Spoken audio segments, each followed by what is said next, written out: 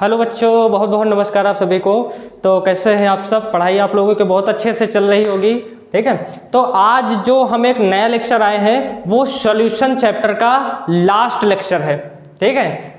बताते हुए बहुत ही खुशी हो रही है हमको कि इतने दिन से हमारा सॉल्यूशन चैप्टर चल रहा था और इसका आज लास्ट लेक्चर है, ठीक है। एक छोटा सा टॉपिक बचा है बस, वो कौन सा? हेनरी लॉ के बारे में हमको पढ़ना था। सॉल्यूशन चैप्टर का लास्ट लेक्चर है ये, ठीक है। इसके बाद फिर अब हम चलेंगे क्लास 11th के एटॉमिक स्ट्रक्चर पे। पहले अब हम सॉल्यूशन चैप्टर खत्म कर दें, एक छोटा सा टॉपिक है, फिर नेक्स्ट लेक्चर से हम क्या एटॉमिक स्ट्रक्चर स्टार्ट कर दें, ठीक है। तो चले स्टार्ट करते हैं। हेनरी लॉ क्या होता है? अगर हम हेनरी लॉ की बात करें तो हेनरी ने क्या बताया था कि at constant temperature the solubility of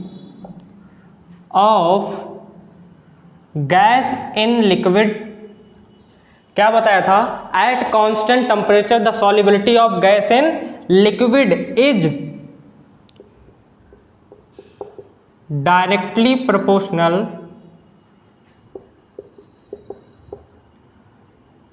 to pressure। क्या बोला था कि at constant temperature the solubility of gas in liquid is directly proportional to the pressure, कि जो सॉल्युबिलिटी होती है वो डायरेक्टली प्रोपोर्शनल होती है किसके? प्रेशर के, ठीक है। लेकिन अगर इसी सॉल्युबिलिटी को if solubility is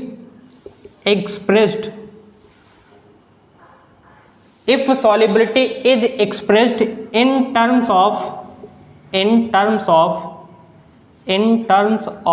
mole fraction,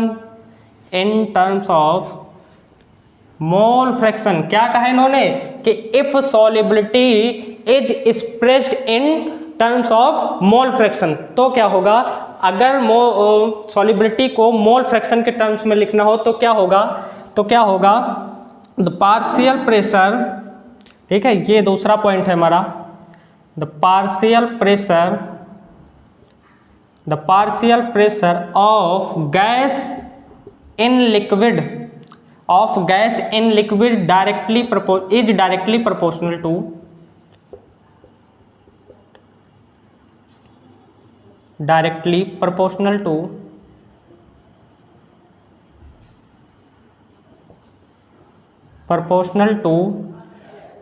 the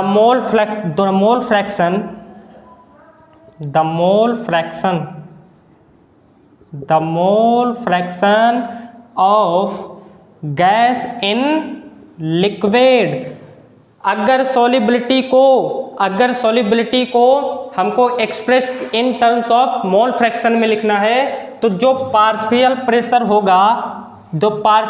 of gas in liquid होगा, मतलब P gas is directly proportional to X gas.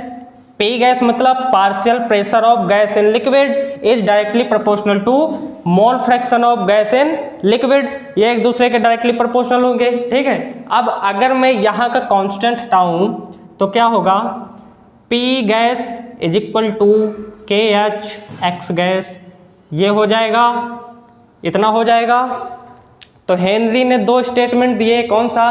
पहला, at constant temperature the solubility of gas in liquid is directly proportional to pressure. Solubility जो होती है वो pressure के directly proportional होती है। दूसरी स्टेटमेंट उन्होंने दी कि if solubility is expressed in terms of mole fraction, तो क्या बोला?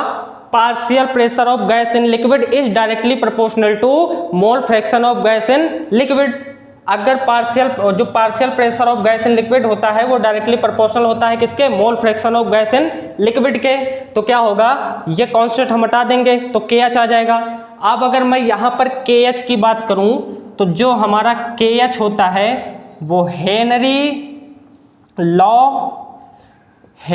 लॉ कांस्टेंट होता है, ठीक है। हेनरी लॉ कांस्टेंट होता है जो डिपेंड होता है किस पे? टेम्परेचर पे। डिपेंड ऑन टेम्परेचर, किस पे? टेम्परेचर पर डिपेंड होता है। ठीक है, ये बात हो गई। अगर टेम्परेचर क्या होगा, बढ़ेगा, टेम्परेचर पर डिपेंड होता है, तो टेम्परेचर अगर बढ़ेगा तो जो कांस्टेंट होगा KH वो भी क्या होगा, बढ़ेगा। इतनी बात समझ में आई। KH हेनरी कांस्टेंट क्या है, वो डिपेंड होता है किस पे, टेम्परेचर पे। अगर टेम्परेचर बढ़ा तो KH बढ़ेगा, ठीक है। अब अगर इसका कोई रिलेशन पूछे सॉल्युबिलिटी का, ठीक है, इतनी बात हो गई, स्क्रीनशॉट ले लेना। अगर कोई रिलेशन पूछे तो क्या होगा, देख लो। अगर कोई रिलेशन पूछे, ये मैं पूरा अरेंज कर दूं, हो गया होगा आप लोगों का। अगर मैं रिलेशन पूछूं, relation of solubility, relation of solubility क्या होता है, S is directly proportional to P/T, ठीक है। ये हमारा क्या हो गया, रिलेशन हो गया कि अगर प्रेशर बढ़ेगा तो सॉल्युबिलिटी बढ़ेगी, लेकिन अगर टेम्परेचर बढ़ा तो सॉल्युबिलिटी घटेगी। ये हमारा क्या हो गया, रिलेशन। ये दोनों बातें अगर पता है तो हेनरी लॉ क्या है, सारा चीज आपको कंफर्म हो जाएगा, ठीक है। तो देखो रिलेशन क्या है, relation of solubility, S is directly proportional to P/T। अगर P क्या है, P प्रेशर है, T क्या है, टेम्परेचर है। अगर प्रेशर बढ़ा तो सॉल्युबिलिटी बढ़ेगी, लेकिन अगर टेम्परेचर बढ़ा तो सॉल्युबिलिटी घटेगी, ठीक है। तो ये हमारा क्या था, हेनरी कांस्टेंट, जितना लॉ पढ़ाया था हेनरी ने सारा सब हो गया, मैंने बता दिया। अब चलेंगे एक नए लेक्चर की तरफ, ठीक है, जो नेक्स्ट वीडियो में हम बताएंगे। तो ये हमारा सॉल्यूशन चैप्टर आज क्या हुआ, खत्म हो गया, ठीक है। सॉल्यूशन चैप्टर से अलविदा बोल दिया गया। फिर से अगर इस सॉल्यूशन चैप्टर में कहीं पर भी किसी भी टॉपिक में कोई प्रॉब्लम आ रही है तो उसको फिर से वीडियो देखना, फिर से उसको समझना, फिर कमेंट में हमको बताना कि इस टॉपिक में समझ में नहीं आया है, तो उस पर हमें फिर से एक बार एक वीडियो बनाएंगे, ठीक है। तब तक के लिए फिर एक नए चैप्टर की तरफ हम बढ़ेंगे। चैप्टर कौन सा होगा, एटॉमिक स्ट्रक्चर होगा क्लास 11th का, ठीक है। और हो सकता है अभी आज शाम तक या मॉर्निंग तक हमारा क्लास 10th का भी वीडियो आ जाएगा, ठीक है। तो ऐसे लेक्चर आपको मिलते रहेंगे, फिर मिलेंगे एक नए लेक्चर के साथ। तब तक के लिए ओके बाय।